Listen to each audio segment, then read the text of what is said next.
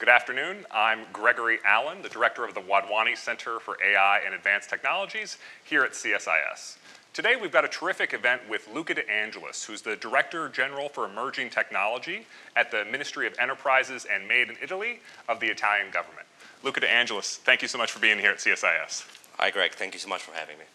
So we're going to be talking today about technology policy in Italy and also during Italy's presidency. Italy is the president of the 2024 G7 year. That's right. So before we get to that main topic, I wanted to get a bit of context about your organization and where it fits in the Italian government. For those in our audience who might not be familiar with the Ministry of Enterprises and Made in Italy, what role does it play in the Italian system?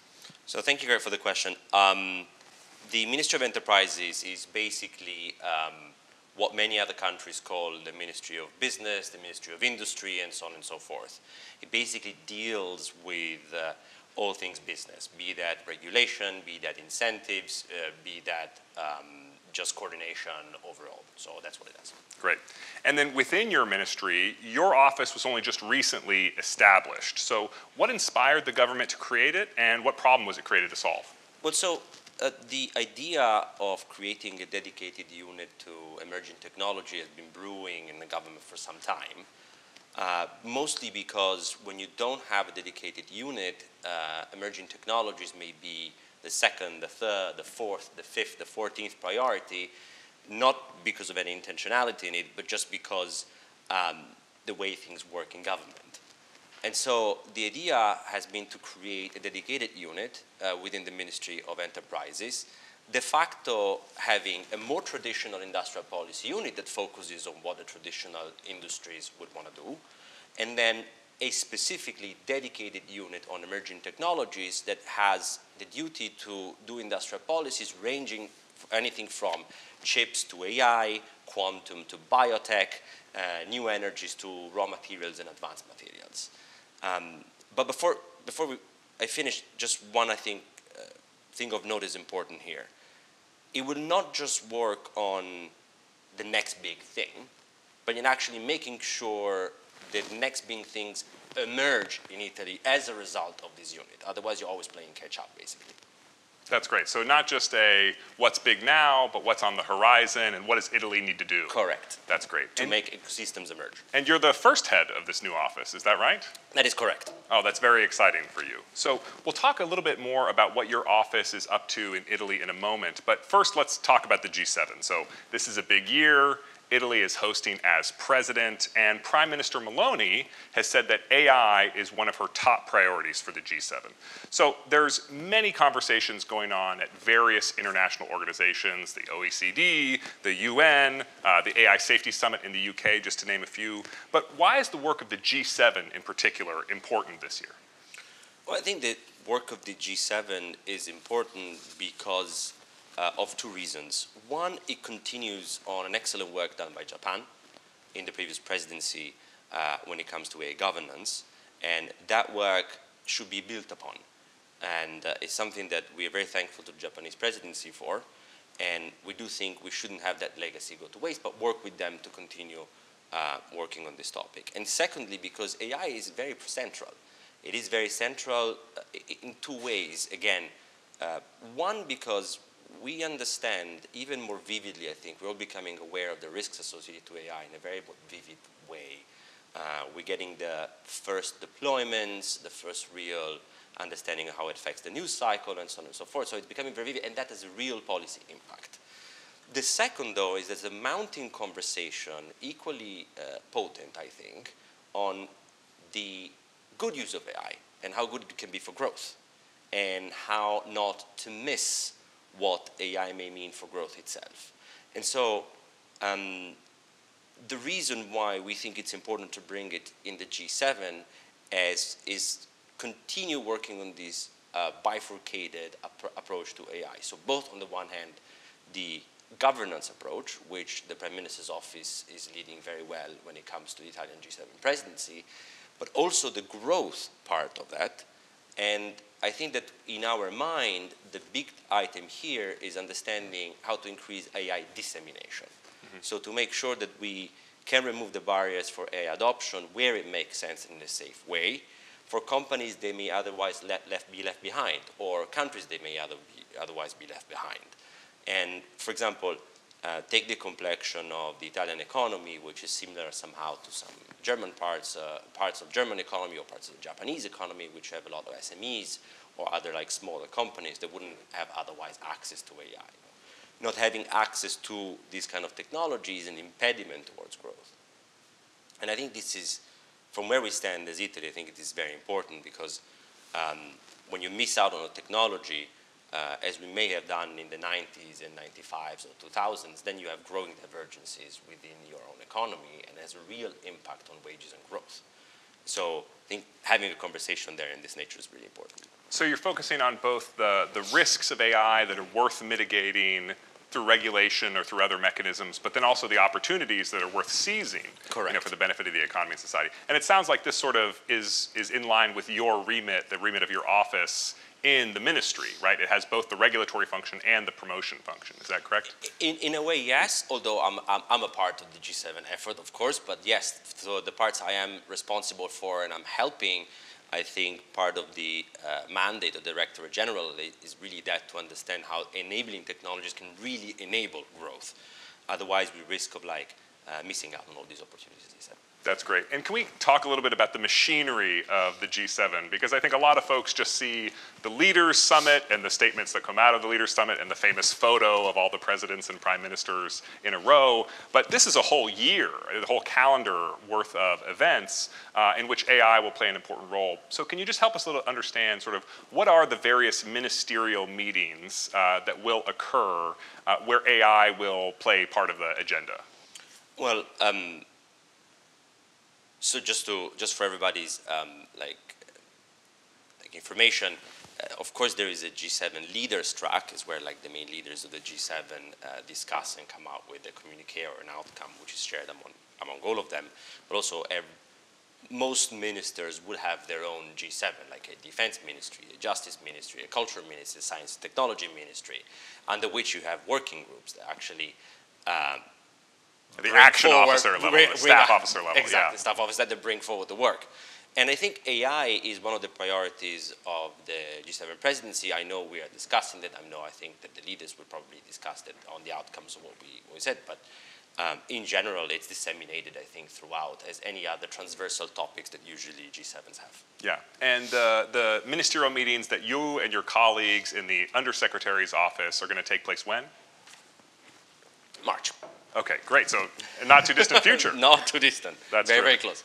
So your office is co-organizing the AI discussion during this mid-March ministerial, and that's around industry and then the technology and digital ministerial meeting. This is a slight change from how the Japanese approached their presidency last year. So why did you decide to sort of combine or place side by side the industry ministerial, the digital and technology ministerial? Thanks for this question, because I think it's important to, I don't think it's overstatement to thank enough the Japanese presidency for the work they've been doing, and but I don't believe we're diverting that much from what they did. We're just, as the G7 usually does, it builds upon the results of the previous presidency to build a growing edifice of indications, policies, agreements, and so on and so forth. So, as I said before, we're taking stock of the work that has been done by the Japanese presidency, and together with them, growing it to a larger portfolio, also considering the benefits that AI may have on growth. On this note, I think it's important to know one thing that maybe get a bit nerdy, but I think it's important. So the G7 has a digital track and has a science and technology track and so on and so forth. And it doesn't really have a place. A labor track, economic and finance track, everything. When you talk about that, there's no real industry track. No? As per se industry track, because probably that has been out of fashion in the past few years. It hasn't been discussed that much. Industrial policy was like a bad word in Washington not that long ago. Yeah. But now we have, IRA and ZIA in the EU. We have CHIPS Act on both sides and any other side. We really have big packages with big industrial impact. If Italy has a bill, it's not going to be called the CHIPS Act, is it? No, it's not. But these items are discussed everywhere, sometimes but in the G7. And it's important instead to bring some of the industrial elements to the G7 as well. And so within the industry track, obviously the full agenda I don't believe has been published yet, but to the extent that you're in a position to share publicly, what can you share about the industry ministerial agenda for AI or for other emerging technologies? Well, I think the topics that they maybe discussed are still a continuation of the Japanese presidency. Of course, it's going to be AI and AI for industry. Of course, you're going to have connectivity, and you're going to have stuff like supply chains in the sense of semiconductors. I think this is something that we'll probably discuss. That's great. And then we've been focusing on the G7 AI agenda, but I realize that that's only one part of your portfolio as the Director General for Emerging Technologies at the Ministry for Enterprises in Italy. So I want to now move away from the G7 for a moment and just talk about Italy. What is the current AI landscape of Italy across industry, academia, and government? For those who have never visited Italy or visited the Italian AI sector, what's it like?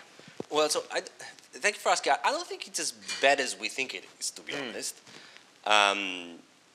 And I compared it to cloud in a sense. Like, when cloud was emerging and was starting, I think that the EU didn't really have a good way of perceiving what was happening. And so there is a growing divergence in that market, as we all know.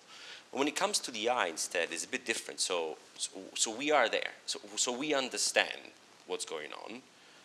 We understand by and large the policies that need to happen, and I think there is an ecosystem. We have very good researchers, we have very good talent. Yes, I was in Rome a couple weeks ago and had the opportunity to meet with folks across various Italian universities, companies, the Italian Institute of Technology, and it's very clear there is world-class AI research taking place in Italy. Exactly. Yeah. We have world-class computing capacity, meaning the 6th largest HPC in the world is in Italy. For those who don't know, HPC is? High-performance computing. There we go. So these are like supercomputers. Supercomputer, yeah. And it's in the top 3 for AI purposes. So, you have the people, you have the computing capacity, and then you're also going to have many data sets, meaning the European Union is ripe of data sets. We are working, and the European Commission is working in creating common data spaces, so they make it sure that there's a commonality among data that can be used. And given the background that we have in AI, some interesting companies are emerging, like many people are saying companies are emerging, and of course there's a lot of wide variety of companies within it, but actually some really interesting companies are emerging. And I don't think that we're missing on that. I think we are not in the top league of the race, as the US, for example, but I don't think we're out. In terms of the resources that Italy, does bring to bear, whether that's top-flight researchers or you mentioned this really impressive high-performance computing facility, how does that connect to industry? Are there like noteworthy users of the high-performance computing capacity that you're in a position to talk about, or? I'm in a position to talk about no users of high-performance capacity to the extent it's not communicated by them, but we know that many European models are being trained there. Many of the best AI models in Europe are taking place in Italy. Yeah. Correct. So not just Italians, but Europe-wide. And so the policies that we are following, and there was a recent communication by the European Commission, I think on January 26th, that launches this concept of AI factories. So there will be funding to expand supercomputer capacity further and to align it to the needs of the AI industry to make sure you have even more computing capacity for training models, and that's even more towards the industry. So that's something we're going to be following on. So this is part of EU-wide industrial policy. Correct. And is it fair to say that Italy is already slated to be a beneficiary, or you think they will be competitive to? No, they're competitive bids. Yeah, that's great. The way in which they work is the EU puts 50% of the money, and you have to put the 50%. So there's a matching. Correct. Excellent. Excellent. So Italy has an AI strategic program or a national AI strategy passed a few years ago, and I believe it's currently in the process of being updated. So can you sort of elaborate a minute? What was the approach taken in the prior strategy, and then to the extent that you're in a position to discuss, what should we be on the lookout for in terms of the new strategy? So the strategy dates back to 2021. So actually end of 2021 was November, December, and incidentally I was coordinating that strategy. You were instrumentally involved in the strategy. In the prior addition to that, yes. The strategy was, I think, if I can call it this way, one of the first steps we took into strategizing about AI. And it was really about taking stock, and it was really about trying to drive the talent portion of it. And so there was a huge bent on talent and research in that strategy, which we think is largely has been followed thanks to the funds given by the Recovery and Resilience Facility, i.e. the EU money that was given to countries after this COVID. Is during the COVID crisis. During the COVID era, exactly. Now, but a lot has changed since then. So the world in which we're moving into, even following the AI Act at the EU level, following this communication of the European Commission about AI factories, is trying to start shifting that towards innovation and industry.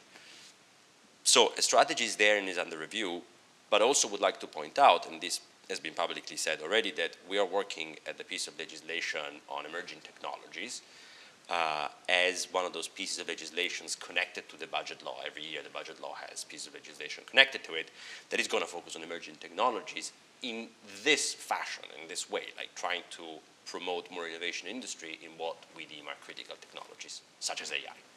That's great. So we were talking just a moment ago about the European Union industrial policy, but the European Union is also intimately involved in the regulatory side of the AI equation. So the EU AI Act has, for all intents and purposes, already passed. They're just waiting to translate it into all the member countries and then pass the various translated versions of the EU AI Act. So how do you think the implementation of this new AI Act will affect Italy's AI industry, and what are the sort of big unanswered questions in your mind? So the AI Act is an ambitious piece of legislation, and it's a good one because it tries to set boundaries for AI deployment whilst trying to make sure that we have an internal market for AI. So making sure that if AI is done in France or Germany or Poland, it can be transported. Otherwise, you would create a very fragmented market from the get-go.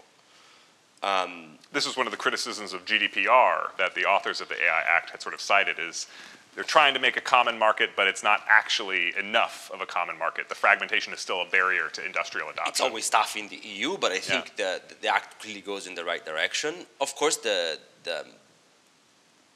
big problem now is that we need to implement it.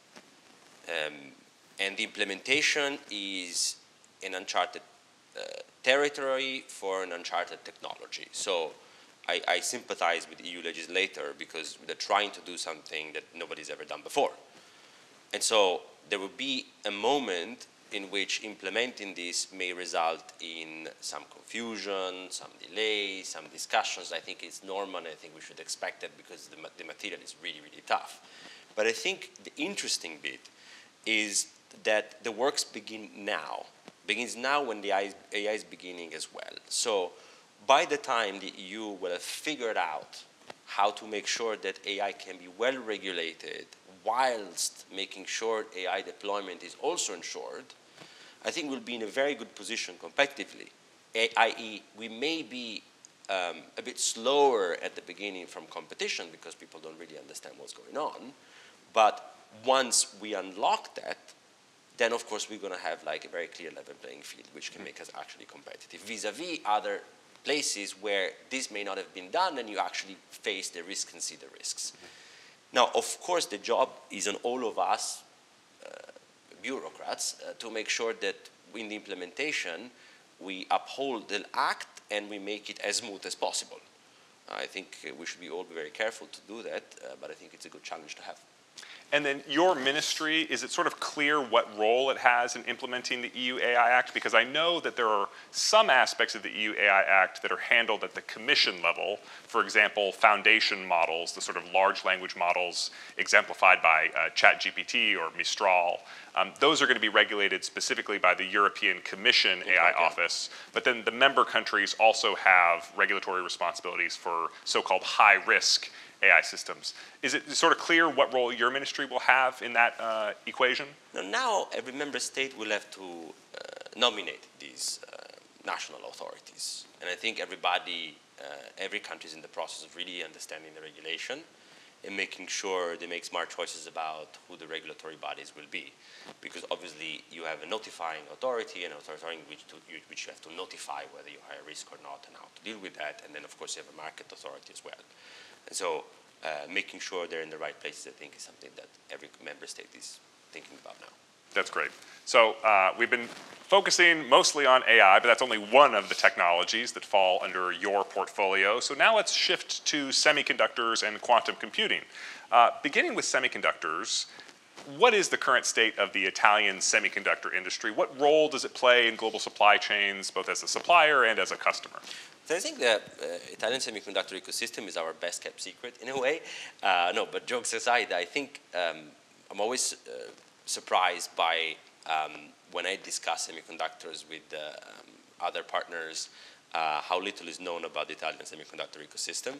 Not only because we've been there for the last 70 years and with the feats of like Olivetti and Fargini, we've been part of like the birth of the system.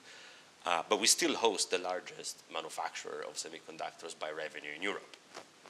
We still have a fully fledged supply ecosystem, and we do have some competitive strengths, such as in analog and power, and in silicon compounds, for example.